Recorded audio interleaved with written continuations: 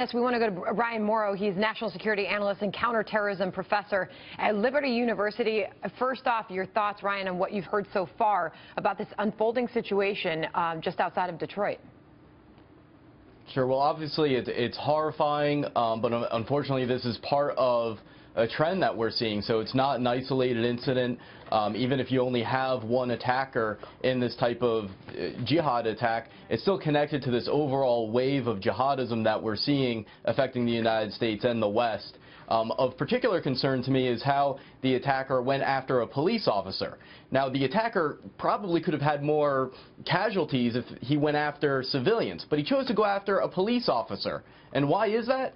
Because jihadists are egomaniacs. They want to believe that they're going to be celebrated as a hero, and so ISIS has latched upon the anti-police bigotry that we're seeing across the country. So there's more glory that comes with attacking a police officer now than a civilian. But Ryan, can we shed some light on this FBI statement that just came out that Brian Yennis just shared with us? Based on the information, I should probably go about this in the way that we have it here. Based on the information that we have at this time, we believe that this to be an isolated incident. What are we to make of that? What they're trying to say to the public is that they do not believe that he had a co-conspirator, that there isn't someone else that was involved in the attack that's running around the airport. It's meant to reassure the public. And with that type of context, it's technically accurate. But understand that we are dealing with a multi-layered network. Even if each perpetrator doesn't know every other jihadist, even if there isn't a whole lot of coordination, with the type of war that we're fighting right now, he is part of an overall ideological wave, an overall network, and so I would take issue with saying that it's isolated when you look at it that way. I mean, so we know they have the suspect in custody. He's currently being questioned by law enforcement officials. The FBI is saying we are aware of reports that the attacker made statements immediately prior to or while attacking the officer, but too early to determine the nature of these alleged statements or whether or not this was an act of terrorism at this time. What does the investigation look like at this point, Ryan? What are they going to try to learn in this questioning? How do they go about this, considering they are calling this an isolated incident at this moment?